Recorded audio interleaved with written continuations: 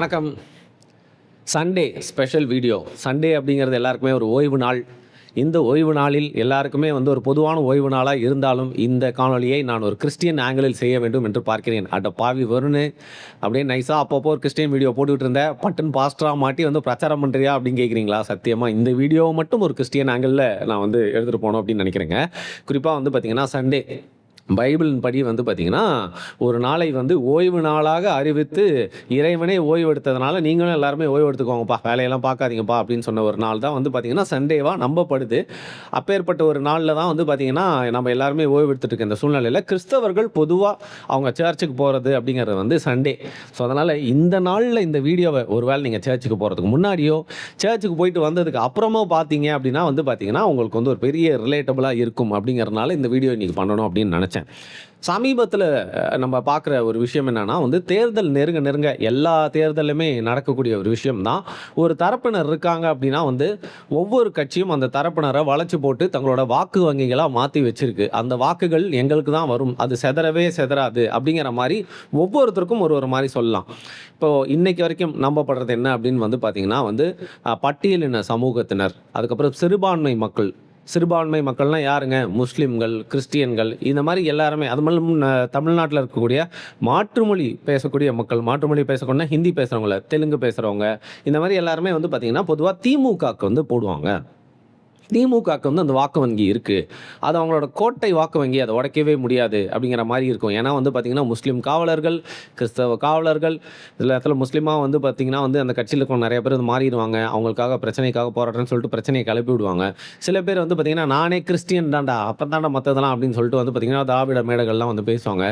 இதன் மூலியமாக என்ன பண்ணுவாங்க அப்படின்னு பார்த்தீங்கன்னா தொடர்ந்து மற்ற கட்சிகள் எல்லாமே சிறுபான்மையினருக்கு எதிராக இருக்க மாதிரியும் அவங்க மட்டுமே காவலராக இருக்க மாதிரி இந்த ஓட்டுகளை திமுக தக்க வச்சுருக்காங்க.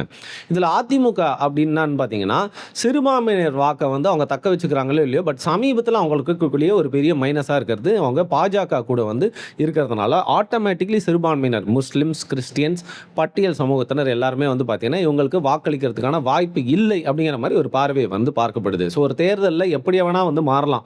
ஏன்னா இன்றைக்கி பார்த்தீங்கன்னா திமுகவின் ஆட்சியின் மேலே சலிப்பு ஏற்பட்டு பிற்படுத்தப்பட்டோர், அதாவது பட்டியல் சமூகத்தினர் இல்லை சிறுபான்மையினர் யாருமே பார்த்தீங்கன்னா திருப்பியும் ஜெயிக்கக்கூடாதுன்னு அதிமுக போடுறது கூட வாய்ப்பு இருக்குது. எப்படி வேணால் மாறலாம், அது ரெண்டாம் பட்சம். பட் பொதுவாக பார்க்கப்படுற விஷயங்கள் தான்.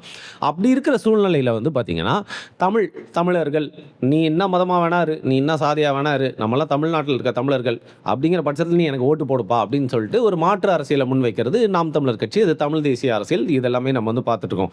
அப்பேற்பட்ட ஒரு சூழ்நிலையில் தான் பார்த்தீங்கன்னா முஸ்லீம் ஓட்டுகளை என்றைக்குமே கன்சாலிடேட் பண்ணி வச்சிருக்கிற திமுகவுக்கு ஒரு பெரிய இடியாகவும் பெரிய பிரச்சனையாகவும் இருக்கக்கூடியது வரக்கூடிய ஒரு புதிய கட்சியான தாவேகாவா இருக்கும் அப்படின்னு சொல்லிட்டு எல்லாருமே நம்பினாங்க. குறிப்பாக பட்டியல் சமூகத்தினர், வட தமிழ்நாட்டில் பெரும்பான்மையான பட்டியல் சமூகத்தில் இளைஞர்கள் அதுக்கப்புறம் பார்த்தீங்கன்னா இளம் பெண்கள் எல்லாருமே பார்த்தீங்கன்னா விஜய்க்கு ஓட்டு போடுறதுக்கு ஆர்வமாக இருக்காங்க அப்படிங்கிற மாதிரி ஒரு சர்வேயில் வரக்கூடிய ஒரு பேசுபொருளாக மட்டும் இல்லாமல் நம்மளே நிறைய பேரை மீட் பண்ணி பேசுகிறப்போ தெரிஞ்சுது.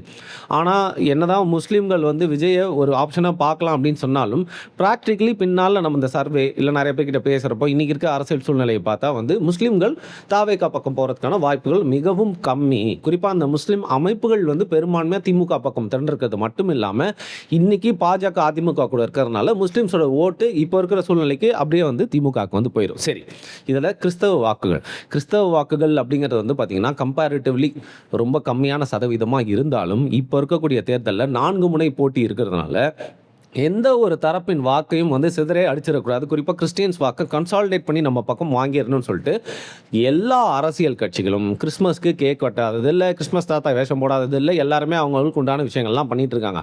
அப்போ தான் தாவேகா அப்படிங்கிற ஒரு கட்சி வருது. விஜய் வராரு. விஜய் சாதா விஜயா வரல, ஜோசப் விஜயா வராரு. இப்போ ஜோசப் விஜய் அப்படிங்கிறது பார்த்திங்கன்னா அரசியல் புரட்சியில் ஓரளவுக்கு எல்லாருக்குமே தெரிஞ்சாலும் அதை தமிழக மக்கள்கிட்ட மிகவும் ஈஸியாக கொண்டு போய் சேர்த்தவரும் பார்த்திங்கன்னா ஹெச் ராஜா போன்ற நபர்கள் தான். ஜோசப் விஜய் இதை பண்ணலாமா, ஜோசப் விஜய் இதை சொல்லலாமான்னு சொல்லிட்டு அது பார்த்திங்கன்னா ஒரு சைடு மதத்தின் ரீதியாக ஒருத்தர் அடையாளப்படுத்தலாமா, இன்னொரு சைடு நீங்கள் பொது வாழ்க்கைக்கு அரசியல்னு வந்துட்டிங்கன்னா நீங்கள் யார் என்னன்னு எல்லாருமே நோண்ட தான் செய்வாங்க. அப்படி ஜோசப் விஜய் அப்படிங்கிற ஒரு கிறிஸ்டியன் சொல்லிட்டு அரசியல் வந்ததுக்கு அப்புறமா பார்த்தீங்கன்னா கொஞ்சம் கொஞ்சமாக யாருக்கெல்லாம் அவரை பற்றி தெரியாதோ அது எல்லாமே கூட பரவி அவர் ஒரு கிறிஸ்டியனாக எல்லாருமே பார்க்க ஆரம்பிச்சுறாங்க.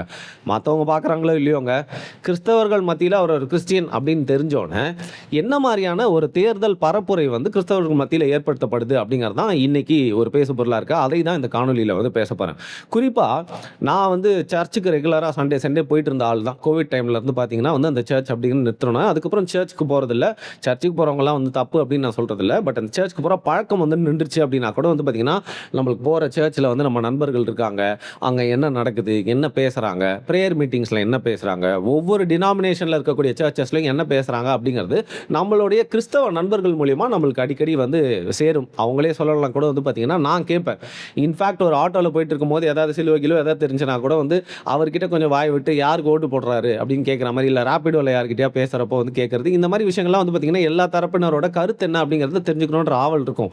அப்படி இருக்கும்போது கிறிஸ்தவர்கள் தரப்புலேருந்து நம்மளுக்கு வந்துட்டு இருந்த தகவல் என்ன அப்படின்னு பார்த்தீங்கன்னா, எனக்கு மட்டும் இல்லை, நீங்களே நிறைய பேர் கேள்விப்பட்டிருப்பீங்க, உங்கள் ஏரியாவில் இருக்கக்கூடிய காங்கிரிகேஷன்ஸ், சர்ச்சில் அந்த ப்ரேயர் கூடுகைகள் எல்லாத்துலேயுமே வந்து ஒரு பெரிய விஷயம் வந்து காமனாக பரப்பப்பட்டிருக்கிறது என்னன்னு பார்த்தீங்கன்னா, பல சர்ச்சுகளில் அந்த ஆயர்கள் அப்படின்னு சொல்லுவாங்க, இல்லை ஃபாதர் அப்படின்னு சொல்லுவாங்க, ரெவரண்டுன்னு சொல்லுவாங்க, இந்த ப்ரெஸ்பைட்டர் அப்படின்னு சொல்லுவாங்க, இவங்களாம் யாருமே இல்லைங்க, அந்த கவுன் போட்டு வந்து அங்கே ப்ரீச் பண்ணுவாங்கல்ல, அவங்க தான் வந்து பார்த்திங்கன்னா அந்த சபையின் அந்த வந்து வழிபாட்டை வழி நடத்துவாங்க.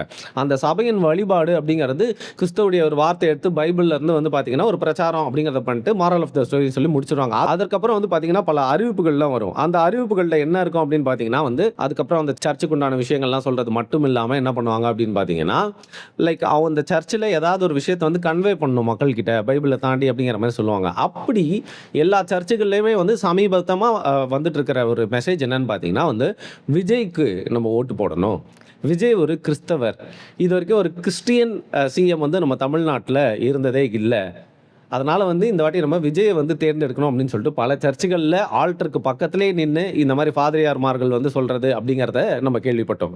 இது வந்து டினாமினேஷன் தாண்டி அது கேத்தலிக் திருச்சபைகளாக இருக்கலாம், இல்லை சிஎஸ்ஐ திருச்சபைகளாக இருக்கலாம், இல்லை இண்டிவிஜுவலாக இருக்கக்கூடிய குட்டி குட்டி சர்ச்சஸாக இருக்கலாம், இந்த கூடுகை நடக்கிற இடங்கள்லையாக இருக்கலாம். இது எல்லாத்துலேயுமே வந்து பார்த்திங்கன்னா எல்லாத்துலேயும் வந்து ரெகுலராக சொல்லி வச்சு சொல்கிறாங்கன்னு சொல்ல, பட் நிறைய இந்த மாதிரி வந்து பேச்சுகள் அடிபடுது. சரி, அப்படி சர்ச்சுக்குள்ளே அப்படி சொல்லலைனா கூட அந்த சர்ச்சுக்கு முடிஞ்சோன்னே வெளியில் வந்தோன்னே எல்லாருமே பேசிக்கிற விஷயங்கள், அவங்களுக்குள்ள இருக்கக்கூடிய அண்டர்ஸ்டாண்டிங் வந்து பெரும்பான்மை என்ன பரப்பப்படுது அப்படின்னு பார்த்தீங்கன்னா, விஜய்க்கு நம்ம இந்த வாட்டி வந்து ஓட்டு போடணும், இந்த வாட்டி கிறிஸ்டியன்ஸோடைய வாக்கை வந்து சிதற விடாமல் முழுக்க ஒருத்தர் வந்து ஒரு கிறிஸ்தவராக இருக்கிறாரு, ஜோசப் விஜய்னே வந்து பேர் வச்சிருக்காரு, அவருக்கு நம்ம ஒரு வாய்ப்பு கொடுத்தே ஆகணும் அப்படிங்கிறனால இந்த வாட்டி நம்ம எல்லாருமே ஒரு மனதாக வந்து கிறிஸ்டியன்ஸ் எல்லாருமே சேர்ந்து விஜய்க்கு ஓட்டு போடலாம்னு சொல்லிட்டு பேசிக்கிறாங்க அப்படிங்கிறது நம்மளுக்கு வந்துட்டு இருக்கக்கூடிய தகவல். இதை நான் இல்லைங்க, நீங்கள் வந்து யார்கிட்ட வேணால் கிறிஸ்தவ நண்பர்கள்கிட்ட கேட்டு பாருங்க, இல்லை கிறிஸ்தவ நண்பர்களை பற்றி தொடர்ந்து இந்த மாதிரி விஷயங்களை கவனிச்சுட்டு இருக்கவங்க, கூர்ந்து கவனிச்சுட்டு இருக்கவங்க யார்கிட்ட வேணால் கேட்டு பாருங்க. இது ஒரு பிரச்சாரமாக வந்து நடந்துட்டு இருக்கு. ஏன் நானே வந்து சர்ச்சுக்கு போயிட்டு இருந்த ஒரு சின்ன வயசில் வந்து பார்த்தீங்கன்னா, அப்போ வந்து ஜெயலலிதா அவர்களுடைய ஆட்சி, அப்போ வந்து மதமாற்ற தடை சட்டம் அப்படிங்கிற ஒரு விஷயம் வந்தப்போ வந்து நான் போயிட்டு இருந்த சர்ச்சிலே வந்து ஒரு ஃபாதரியார் வந்து நம்மளுக்கு எதிராக பேரெல்லாம் சொல்ல, இப்படிப்பட்ட நடவடிக்கைகள் நடக்கிறது, அதனால் வரக்கூடிய தேர்தலில் நம் ஆட்சி மாற்றத்தை ஏற்படுத்த இறைவனின் வழியில் அப்படின்னு சொல்லிட்டு ஒரு கட்சியின் பேர் சொல்லாமல் இன்னொரு கட்சிக்கு ஓட்டு போட சொல்கிறாங்க. பேசிக்கலி வேறு எதுவும் டிஎம்கேக்கு வந்து ஓட்டு போடுறாங்க. இதை நான் வந்து பார்த்துருக்கேன். ஸோ இந்த மாதிரியான விஷயங்கள் சர்ச்சில் நடக்கிறதே இல்லைப்பா அப்படின்னு கேட்டால் அப்படிலாம் இல்லை, நானே விட்னஸ் பண்ணியிருக்கேன், இது வந்து நடக்கும். அப்படி இருக்கிறப்ப நீ அப்ரிஷியேட் பண்ணுறியா அப்படின்னு கேட்டால் தனிப்பட்ட ரீதியில் இதை வந்து நான் வந்து எதிர்க்கிறேன். ஏன்னா ஒரு ஜனநாயக நாட்டில் ஓட்டு அப்படிங்கிறத வந்து பார்த்திங்கன்னா யார் வேணால் அவங்கவுங்க இஷ்டத்துக்கு வந்து போடலாம். ஒரு வேளை நீ ஒரு சிறுபான்மையாக இருக்கும்போது வந்து ஒரு கட்சி ஒடுக்குதா, எதிர்கட்சிக்கு போடுறது உன்னுடைய உரிமை. பட் சர்ச் அப்படிங்கிற ஒரு இடத்துல வந்து பார்த்திங்கன்னா நீங்கள் மத பிரச்சாரம் பண்ணுறதுக்கு மட்டும்தான் அந்த இடத்த வந்து வச்சிருக்கணும். அந்த இடத்தோட புனிதத்தன்மை அதோட நிறுத்திடணும். அங்கே நீங்கள் வந்து இந்த பாலிடிக்ஸை கொண்டு வந்து நீ அவனுக்கு ஓட்டு போடு, இவனுக்கு ஓட்டு போடு அப்படின்னு இறைவனின் பெயரால் மற்றவனை ஒரு கட்சிக்கு, ஒரு புனிதமான கட்சியாக இருந்தால் கூட பரவாயில்ல, எல்லாமே கரைபடிஞ்ச கட்சியாக இருக்குது, எல்லா நபர்களும் கரைபடிந்த நபர்களாக இருக்காங்க. அது மட்டும் இல்லாமல் கிறிஸ்டியன் ஃபிலாசபிக்கு உண்டான தலைவர்களாக இப்போ கிறிஸ்டியனாக இருந்தவர் வந்துட்டாரான்னு கேட்டிங்கன்னா இல்லை, அதை பின்பற்றுற மாதிரியான படங்கள் அவர் நடிச்சிருக்காரு இல்லை. அப்படிங்கிற பட்சத்தில் இந்த மாதிரி சர்ச்சுகள்லையோ ப்ரேயர் மீட்டிங்ஸ்லையோ வந்து கிறிஸ்தவர்கள் அப்படிங்கிற ஒரே ரீசனுக்காக அவங்க மைண்டை பிரெயின் வாஷ் பண்ணி இவர் கிறிஸ்தவர் பா, இவருக்கு ஓட்டு போடுங்கன்னு சொல்கிறது வந்து நம்ம ஆதரிக்கவே இல்லை. சரி, பட் இருந்தாலும் ஏன் இது நடக்குது அப்படின்னு பார்த்தீங்கன்னா, எப்போவுமே வந்து முஸ்லீம்கள் ஒன்றிணைந்து இந்த மாதிரி கூட்டமைப்பு, கட்சிகள், அமைப்புகள்லாம் வச்சு தங்களோட பலத்தை காட்டுறது அப்படிங்கிறது சைடில் நடந்துகிட்டே இருந்தாலும் கிறிஸ்தவர்கள் எப்போவுமே இது வந்து பெரும்பான்மையாக பண்ணல. அப்படிங்கிறதுனால வரக்கூடிய சூழ்நிலையில் தங்களுக்கும் ஒரு ஓட்டு பேங்க் இருக்கணும், தங்களுக்கும் வந்து பார்த்திங்கன்னா ஆட்சியில் ஒரு பவர் காட்டுற மாதிரியான பங்கு இருக்கணும் அப்படின்னு சொல்லிட்டு கிறிஸ்தவர்கள் நினைக்கிறப்போ, இப்படி ஒரு கிறிஸ்டியன் இருக்கிறாரே அவரை வந்து கேண்டிடேட்டாக மாற்றி நம்ம ஜெயிக்க வைக்கணும் அப்படின்னு சொல்லிட்டு நினைக்கிறாங்கன்ற மாதிரி பரவலாக வந்து பேசப்படுது.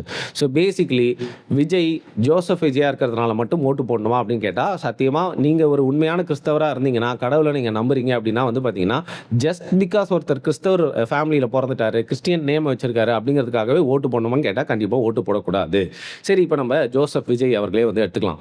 சமீபத்தில் நடந்துட்டு இருக்க எல்லா விஷயங்களும், அவருடைய தனிப்பட்ட வாழ்க்கையில் நடந்துட்டு இருக்க விஷயங்கள், வேற எவனா இருந்தால் ஃபஸ்ட்டு அதை தான் கொண்டு வந்து கிறிஸ்டியன்ஸ்லாம் ஆக்சுவலாக இதை பற்றியும் பேசிட்டு இருந்தாங்க. தனிப்பட்ட வாழ்க்கையில் அவருக்கு நடக்கக்கூடிய அந்த விஷயங்கள்னால கிறிஸ்டியன்ஸ் எல்லாருமே வந்து ரொம்ப அதிருப்தியில் இருக்காங்களாம். பல பேர் வந்து பார்த்தீங்கன்னா, பல பேருக்கு மிஸ் கால் கொடுத்து ஃபோன் பண்ணி, என்னடா இது சர்ச்சில் உன்னை பேரை போயிட்டு சொல்லிட்டு ஒரு 1000 பேர் கிறிஸ்தவர்கள் வந்து ஓட்டை வந்து கன்வெர்ட் பண்ணலாம்னு நினச்சனே, கிறிஸ்தவ மானத்தையே வாங்கிட்டியாடா அப்படின்னு சொல்லிட்டு வந்து நிறைய பேர் பேசினதான் சொல்கிறாங்க. நம்ம அந்த விஷயத்தை அப்படியே ஒதுக்கிடலாம்.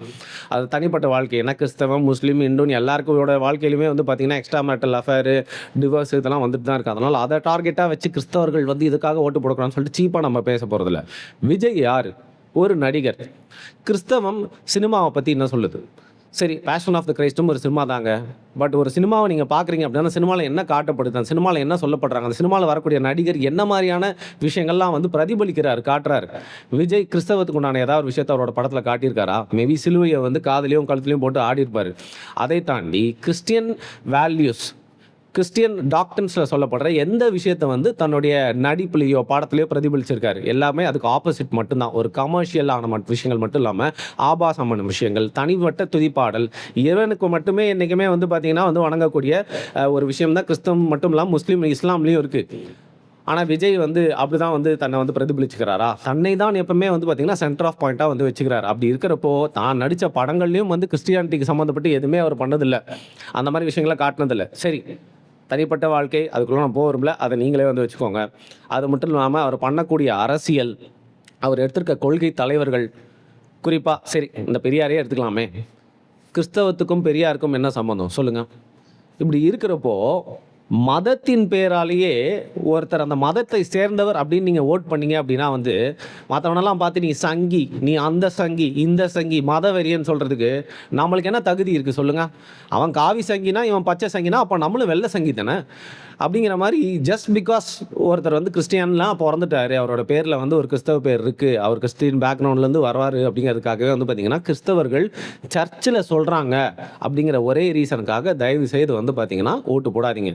இப்போ தாவேக்காக்கு வந்து எனக்கு விஜய் ரொம்ப பிடிக்கும்பா, அதனால் ஓட்டு போடுறேன். அவர்கிட்ட நான் மாற்றத்தை பார்க்க போகிறேன்ப்பா, அதனால் ஓட்டு போடுறேன். அவர் நான் அண்ணனா தெரியுதாருப்பா, அதனால் ஓட்டு போடுறேன். ஏங்க கரைபடியாத கட்சிங்க, புது கட்சி வாய்ப்புக்கு ஓட்டு போடுறோம் அப்படின்னா அவங்கவுங்க இஷ்டம். ஓட்டு போடாதீங்கன்னு சொல்ல. பட் ஜஸ்ட் பிகாஸ் கிறிஸ்டியனாக ஒரு பிரச்சாரம் மேற்கொள்ளப்படுறதுனாலே வந்து பார்த்திங்கன்னா மெனிப்புலேட் ஆகி வந்து நீங்கள் விஜய் அவர்களுக்கு ஓட்டு போடுறது அப்படிங்கிறது ஒரு கிறிஸ்டியன் வேல்யூஸ்க்கு எதிரான விஷயம் அப்படிங்கிறதா வந்து நம்மளுடைய தாழ்மையான கருத்து. ஸோ ஒருவேளை உங்களுடைய திருச்சபைகளில் இந்த மாதிரி பிரச்சாரங்கள் நடந்துச்சுன்னா, ஏதோ ஒரு பாஸ்டர் இந்த மாதிரி சொல்லிட்டு இருக்காருன்னா, இல்லை நம்ம கிறிஸ்தவ நண்பர்களில் யாராவது ஒருத்தன் சர்ச்சில் போய்ட்டு மாதிரி பிரச்சாரம் பண்ணிட்டு இருக்கானா, தயவுசெய்து அவனுக்கு புரிய வைங்க. இந்த பாரு, நீ வெளியில் வந்து என்ன வேணால் பேசு, பட் சர்ச் அப்படிங்கிற ஒரு அமைப்புக்குள்ளே, கிறிஸ்டியானிட்டி அப்படிங்கிற பேருக்குள்ளே வந்து பார்த்திங்கன்னா நைஸாக பிரெயின் வாஷ் பண்ணி எல்லாரையுமே வந்து ஒரு பக்கத்தை ஓட்டு திருப்பி அவர் வந்து கிறிஸ்டியன்றனாலே ஓட்டு போட சொல்லாத. இது மத வெறிக்கு சமம் அப்படிங்கிற விஷயத்தை வந்து புரிய வைங்க. ஸோ இதுதான் இந்த சண்டேல வந்து பார்த்தீங்கன்னா என்னுடைய பிரச்சாரத்தில் நான் சொல்லக்கூடிய ஒரு மாரல் ஆஃப் த ஸ்டோரியாக இருக்குது. இது என்னுடைய ஒரு தாழ்மையான கருத்து. இதை நீங்கள் எப்படி பார்க்குறீங்க அப்படிங்கிறத வந்து உங்களுடைய கருத்து என்ன அப்படிங்கிறத வந்து கீழே கமெண்ட் பண்ணுங்கள். நன்றி. அப்புறம் சொல்ல மறந்துட்டப்பா, பிரைஸ் தி லார்ட்.